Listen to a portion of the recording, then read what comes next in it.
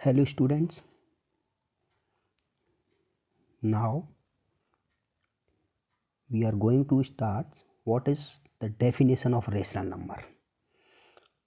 अब बच्चों मैं आपको इस चैप्टर फर्स्ट में ये बताऊंगा कि रेशनल नंबर हमारा होता क्या है। इट मीन दैट हम ये भी कह सकते हैं कि हम अगर डिफाइन करें तो रेशनल नंबर होते क्या हैं। तो बच्चों जैसे लिखा हुआ है, we have already learn about natural numbers, whole numbers and fractions. बच्चों आप जैसे पहले पढ़ चुके हो कि नेचुरल नंबर्स क्या होते हैं, होल नंबर्स क्या होते हैं एंड फ्रैक्शंस क्या होते हैं। तो we need to extend the system of which the divide integers. जब हम दो इंटीजर्स को, फॉर एग्जांपल के लिए मैंने दो इंटीजर ले लिए, कौन कौन से, सपोज कीजिए एक मैंने ले लिया 4, एक क्या लिया, एक बच्चों मैंने ले लिया 5। तो इन दोनों को हम डिवाइड की फॉर्म में लिख देंगे तो हमारा क्या बन जाएगा, रेशनल नंबर। यही कह रहा है। देखो एग्जांपल के लिए यहाँ पर उन्होंने 2 और 3 दो रेशनल नंबर ले लिए, दोनों को क्या किया, दोनों को इन्होंने यहाँ पर डिवाइड की फॉर्म में लिख दिया। किस फॉर्म में लिख दिया बच्चों, डिवाइड की फॉर्म में। तो यहाँ पर उन्होंने जब डिवाइड की फॉर्म में लिखा तो हमारे पास जब डिवाइड की फॉर्म में लिखने के बाद क्या आ गया, हमारे पास यहाँ पर डिवाइड की फॉर्म में लिखने के बाद 2 और 3 को हमारे पास आ गया -2/3, जैसा कि ये लिखा हुआ है बच्चों। उसके बाद जो rational numbers can be extend, उसको हम कैसे भी लिख सकते हैं। जैसे 2 है हमारे पास, एक पी है और एक क्या है, क्यू। तो इसको पी और क्यू की फॉर्म में लिख दिया तो ये हमारा क्या हो गया, रेशनल नंबर्स हो गया।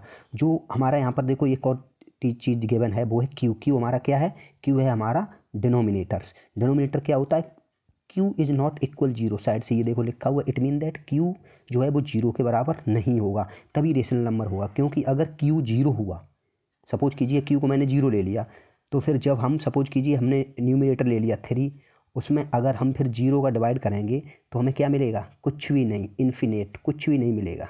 समझ गए ना बच्चों। तो इस तरीके से 0 जो न्यूमिनेटर है, सॉरी डिनोमिनेटर है, वो क्या होना चाहिए, वो हमारा 0 के बराबर में नहीं होना चाहिए। 1 होना चाहिए, 2 होना चाहिए, 3, 4, इस तरीके से। अब देखो एग्जाम्पल के लिए हमें दिया हुए हैं रेशनल नंबर्स -4/5, 7/12, -6/-11, 5/8। ये बच्चों हमें ऑलरेडी गिवन है। तो ये हमारे हो गए रेशनल नंबर। अब बच्चों इसी तरीके से इसी रेशनल नंबर के ऊपर मैं आपको अब एक्सरसाइज कराने जा रहा हूँ, वो है हमारी एक्सरसाइज 1.1। बच्चों एक्सरसाइज 1.1 में मैं आपको फर्स्ट क्वेश्चन है, उसमें हमारे 3 पार्ट हैं, इट मीन 3 सम हैं। उनमें से मैं बच्चों आपको एक सम करा दूंगा, बचे हुए 2 सम आप घर पे कर लेंगे। और बच्चों बहुत ईजी सम होंगे, जैसा कि आप पहले भी पढ़ भी चुके होंगे छोटी क्लासेस में, तो वो उसी बेस पे होंगे बच्चों। अब जैसे बच्चों सम नंबर हमारा फर्स्ट है, वो क्या है हमारा, ऐड। क्या करना, हमें ऐड करना, किसमें, 3/7 एंड 6/7। तो इट मीन दैट ऐड करना, तो दोनों को लिख लिया, बीच में प्लस का साइन लगा दिया, तो दोनों को ऐड किया। यहाँ पर हमारा क्या है, जो डिनोमिनेटर है वो हमारा सेम है। इट मीन दैट हमें एलसीएम नहीं लेना पड़ेगा। हमें एलसीएम कब लेना पड़ता है, एलसीएम हमें जब लेना पड़ता है जब हमारे डिनोमिनेटर अलग अलग होते हैं, तब हमें एलसीएम लेना। लेकिन यहाँ पे डिनोमिनेटर हमारे क्या है, सेम है, तो हमें एलसीएम नहीं लेना पड़ेगा। नीचे हमारा 7 जो सेम है, तो हमने नीचे क्या लिख दिया बच्चों, नीचे हमने 7 लिख दिया। और जब नीचे हमने 7 लिख दिया तो ऊपर हमने उसके बाद क्या किया, ऊपर जो न्यूमिनेटर्स हैं 3 और 6 उनको ऐड कर दिया, तो हमारा आ गया 9/7। इसी तरीके से बच्चों बचे हुए 2 पार्ट आप खुद कर लेना। अब बच्चों है हमारा सम नंबर, वो है सम नंबर 2। सम नंबर 2 क्या है बच्चों, मैं अभी बता रहा हूँ। सम नंबर 2 में हमारे बच्चों 10 पार्ट हैं कुल मिला के। कितने पार्ट हैं, नहीं सॉरी बच्चों, सम नंबर 2 में है हमारे 8 पार्ट। तो 8 पार्ट में से मैं आपको 3 पार्ट करा दूंगा ABC, और बचे हुए आप खुद घर पे कर लेना, क्योंकि बच्चों ये आपका होमवर्क हो जाएगा। जो सम है वो ज़्यादा टफ नहीं है। अब बच्चों जैसे सम नंबर 2 है हमारा, वो है सिंप्लीफाई। क्या करना है, सिंप्लीफाई, वही प्रोसेस, 1/3 + 3/4। अब बच्चों यहाँ पर 2 चीज़ें हमें मिली।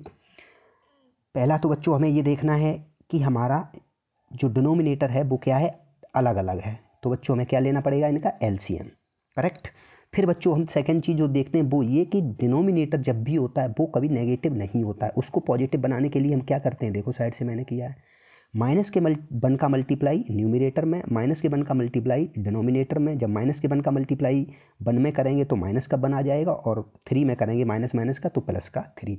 तो यहाँ पर हमारा क्या हो गया, न्यूमिनेटर हमारा क्या बन गया, नेगेटिव, और डिनोमिनेटर पॉजिटिव होगा। It mean -1/3 + 3/4। अब बच्चों क्या करेंगे, एलसीएम 3 और 4 का लेंगे, 12 आएगा। देखो साइड से मैंने एलसीएम ले लिया है।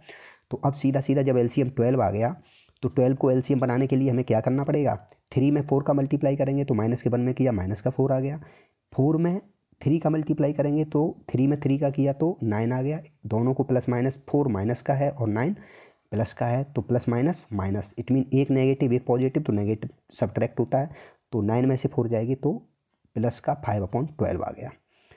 अब बच्चों इसी तरीके से हमारा जो सम है नेक्स्ट बी पार्ट, इसी एक्सरसाइज का सम नंबर 2 का जो बी पार्ट है बच्चों, वो है हमारा ये सम जो है बच्चों वो है माइनस का 5/7 प्लस 4/-5। तो बच्चों मैंने एक चीज़ आपको बताई थी, यहाँ पर देखिए डिनोमिनेटर माइनस का 5 है, इट मीन दैट हमें क्या करना है, माइनस के 1 का मल्टीप्लाई न्यूमिनेटर में, माइनस के 1 का मल्टीप्लाई डिनोमिनेटर में करेंगे तो ये हमारा क्या बन जाएगा, पॉजिटिव बन जाएगा। ये देखो साइड से पॉजिटिव बन गया।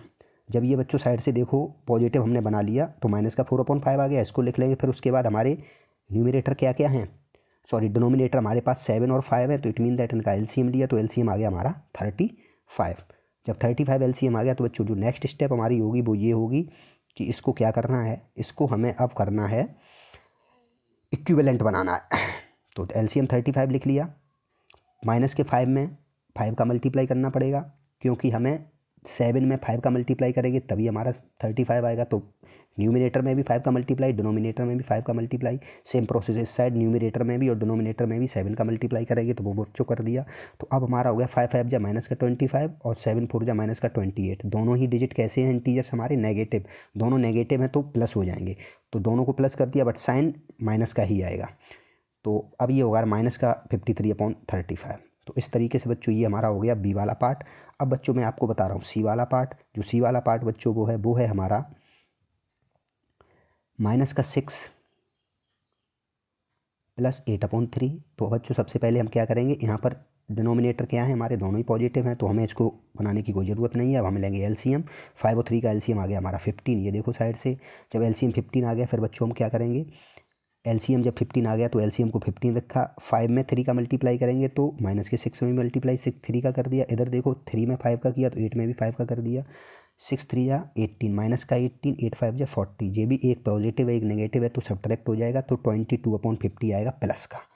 तो बच्चों इस तरीके से ये हमारा सम नंबर हो गया सेकंड। अब बच्चों सम नंबर जो 3 है हमारा, उसमें 4 पार्ट है, मैं 2 करा दूंगा, तो आप बच्चों घर पे कर लेंगे, ऐसी मेरी इच्छा और कामना भी है, क्योंकि बच्चों हमें पता है कि आप बहुत ईजिली और आसानी से समझ गए होंगे बच्चों।